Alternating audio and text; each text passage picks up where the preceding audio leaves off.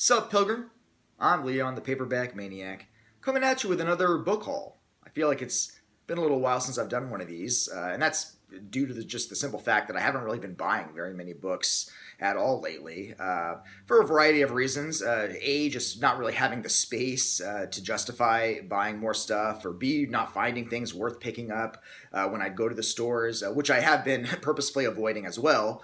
But as it happens, yesterday was my first day of Thanksgiving break. So, cue the Mutilator theme song.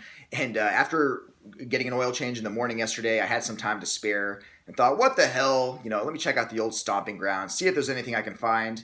And as it happens, I did find a couple of cool things, some of which I already owned but just couldn't resist, and then some cool new stuff too. So without further ado, we'll get to it. Before I get to that stuff, though, I just got to give yet another shout out to my homie Cameron Chaney, probably the nicest dude on BookTube. I mean, he's certainly the Tom Hanks of BookTube. Everyone loves Cameron Chaney, and for good reason. He is a super cool guy. Cameron, a few weeks ago, sent me this Pan by J. Bernie Dibble, MD.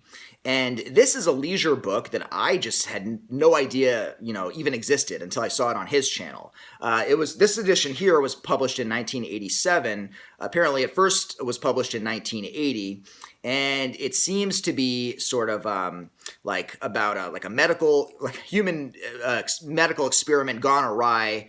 Resulting in some sort of abomination that wreaks havoc, and it sounds super cool, and yeah, it seems to be pretty well written, and most importantly, it has a cover with a gauze face on it, which is why Cameron sent it to me, because he knows of my odd sort of fondness for covers that feature gauze-wrapped people or gauze-faced people.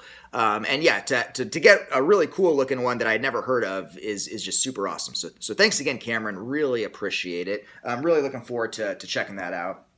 Okay, the next one we're taking a look at is Spook Night by David Robbins. Now, I got to give another shout out here to my viewer, Marina Schneirer, who said that she was reading this book last month in the comment on one of my videos, and I thought I owned this one, but apparently I was confusing it with another leisure Halloween-themed horror novel from around the same period. They had a phase where they were putting out a lot of these. I think the one I had is called Halloween or Halloween or something stupid like that. But I didn't have Spook Night, and this one just seems really fun. It seems just kind of harkening back to that old kind of light, cheesy, 80s, early 90s horror that really is like comfort food to me. So it's got a cool, cheesy cover there. I'm happy to have this and, maybe read it next Halloween or maybe read it, sooner. It doesn't necessarily even have to be a Halloween read for me. But yeah, cool looking book there. Looks fun.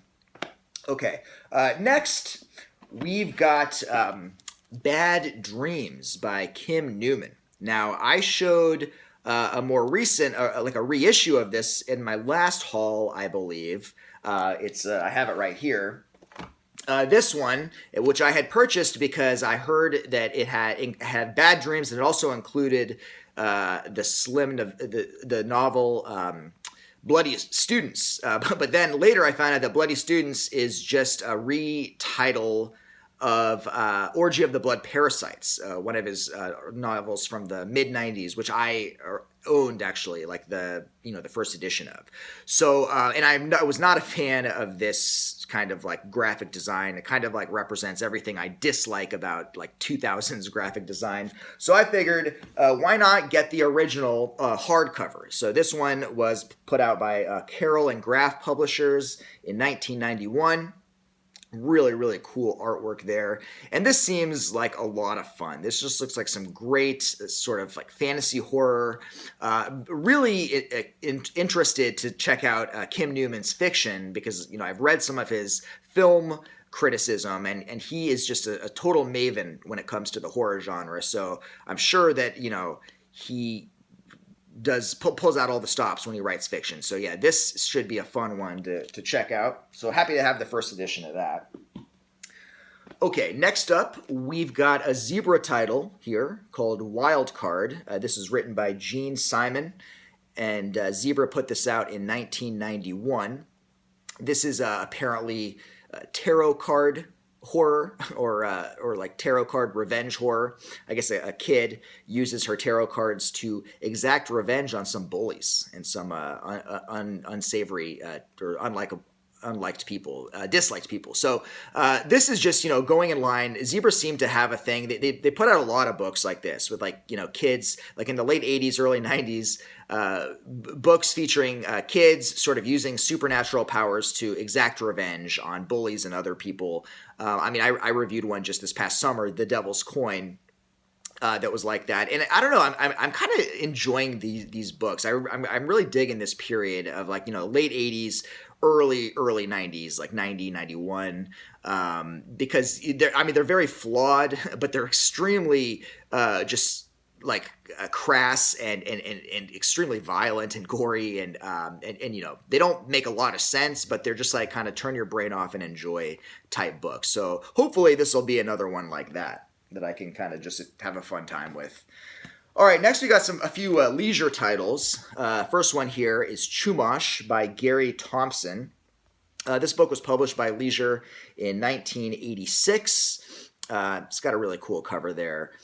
This is one that I think I tried to order this like a few months back, and I don't think I ever got it. But just as well, because I found it for cheaper yesterday in the bookstore. And happy discovery, actually just now when I was looking inside to get the publishing information, found that it's signed by Gary Thompson. So that's cool. But yeah, that's just like kind of classic era Leisure here. Okay, and then another classic era Leisure, one that I have owned in the past, but just couldn't resist, is As Evil Does by John Tiggs. This one was published by Leisure in 1986 87. And I just absolutely love this cover. It's just so evocative of, and reminiscent of just that era of, late 80s Leisure. Really, really cool. And this one I found is also signed. Or is it? No, maybe not. Not this one. I think the other one, another one that I have here is signed. But yeah, really happy to have this. It seems like a really fun sort of another like Revenge from Beyond the Grave type book. But you can never have too many of those, right? All right, next up, we've got Ravenous by Ray Garton. This was published by Leisure in 2008. Anyone who is a viewer of my channel knows I'm a big Ray Garton fan, despite not having reviewed any of his books yet on the channel, although I am going to rectify that very, very soon. This is one of his later books, obviously, coming out in 2008, and I think this is the one that is signed. Yeah, I just realized today that was signed, and that's pretty cool. Yeah, it's always good to have more Garton in the library. And then another more recent Leisure book is Sacrifice by John Everson. And then and this is a guy who I have heard a lot of good things about. I hear that his stuff is right up there with like the best Leisure writers of the 80s. He was just publishing like in the early 2000s, mid 2000s. Maybe even started in like the late 90s. But this one seems pretty cool. And yeah, 2007. Did I say that? Yeah. So definitely curious to check out John Everson, see what he's all about. So because I've heard good things. All right, then we've got a couple of Del Abyss books, including one that I was really unfamiliar with. This is 65 Millimeter by Dale Hoover. He published another Del Abyss book, which I do have. I think it's Shadow Twin, possibly. But this one was published in 1994. And this one has a really interesting, like, promotional thing signed. I found this in it. So it has a little paper there. And then it has his signature. So that's pretty cool, actually. That I was like, what is this paper in this book? It's the cool thing about shopping at the Iliad in North Hollywood. They have these, they have a lot of like signed books that are not like any more expensive either. So that's pretty cool. And then the other Del Abyss book I got is The Darker Saints by Brian Hodge. This one was put out by Del Abyss in 1993. And yeah, I really need to read some Brian Hodge novels. I've read like a couple of his short stories in some anthologies and really enjoyed his writing. And yeah, this one seems like a pretty interesting one. So yeah, Brian Hodge, definitely got to check that out. Okay, next up, I lucky enough yesterday to find the entire trilogy, and I always get excited if I see like the full trilogy of something. Like I think one time on my channel I showed I found like the whole Blackwater series, like every single one of them, like all 12 of them, and just like got them all. So this is the Book of the Undead trilogy, which I've had in the past. Oh wait, I'm mixing up the order here. So the first one is Fear Itself. By the way, these were all written by Rick Myers and published by Dell, just regular Dell, not Del Abyss. So the first book, Fear Itself, came out in June of 1991. Got a really cool, like early 90s cover there. This series seems interesting, and the synopsis makes it sound like kind of Darkman-esque, like that old Sam Raimi movie, and which came out right around this time, like maybe a year before this. But yeah, so the first one is Fear Itself, and then book 2 is Living Hell, and this one was put out a few months later in March of 1992. So that's book 2. And then the third and final book in the series, Worst Nightmare, was put out in March of 1992. I think I fucked up all those dates. Okay, hold on. So the first one, sorry, Fear Itself was June of 91. Living Hell, book 2, was October of 91. And then this one was March of 1992. So all, published within a few months of each other in the early 90s. Good old early 90s, sounds intriguing, and hopefully it's tasteless and fun. So looking forward to that. And then I was in a bookstore in Arcadia yesterday, and this place had a shit ton of Robert R. McCammon pocketbooks, and I got very excited because I recently read a Robert McCammon short story in the Masks anthology from 1984 called Nightcrawlers, and just really loved it, and it got me excited to read some McCammon, and then just finding all these books. So the first one I picked up is Stinger, which I've owned a couple of copies of, but I just could not resist. Whenever I see these pocket editions, in good condition, they're pretty rare, so you got to kind of get them when you can. This is a first printing of this book. Pocket put this out in April of 1988. And this seems like the one that I'm going to go with. Like this will be my first McCammon, I think. It just sounds like a blast. Fun creature feature type thing. Yeah, really excited to have that one and read it soon. Okay, and then another one, which I know I have had this before, is The Night Boat. This edition was actually published in October of 1988. It's a reprint or a reissue. It first came out in 1980. But that's another great cover. I mean, all these pocket editions of his books are just so awesome, so amazing. And then the third one is one that I've never owned before, so I was stoked to pick this up. This is Bethany's Sin, and this one this edition came out in October of 1988, though it looks like it also was first published in 1980. So it looks like they, kind of just reprinted, kind of repackaged a lot of his earlier books in 88 and kind of put them out in these sexy new editions.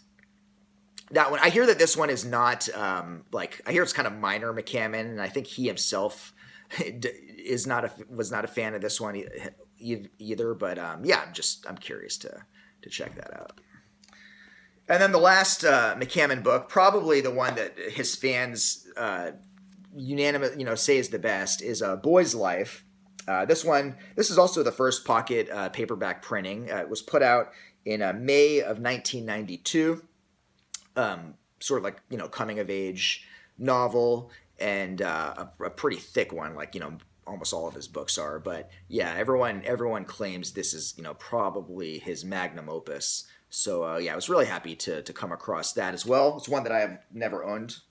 And then finally, we've got a couple of Dean Koontz books, under different names. So the first one here is The Funhouse. Of course, this is the novelization of the Toby Hooper film, and he wrote this under the pen name Owen West. And this one was put out by Jove in 1980, and seems super fun. Dean Koontz kind of writing a slasher novelization. Of course, I'm interested to check that out. So yeah, that's that one I'm happy about. And then the last one is a cover, one that I've owned but never in such good condition. I've always been a really big fan of this cover. I think it's beautiful. This is The Door to December, and Dean Koontz wrote this as Richard Page, and Signet published it in June of 1985. This is a first edition, and it's got that characteristic blue sort of Signet theme. I just love these Signet books from that period, and this one seems really cool. This has been like kind of like high on my list of Dean Koontz books to read.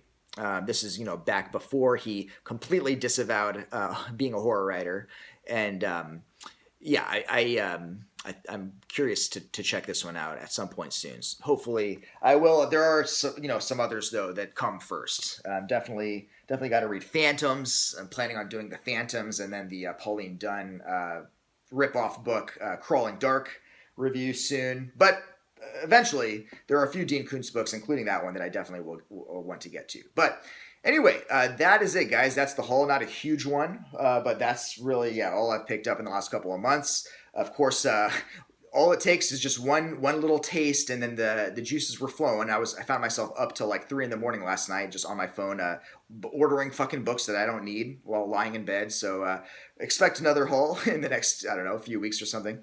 But yeah, hopefully you enjoyed that. Hopefully you guys are having a good week, and I will see you later. Take it easy. Peace.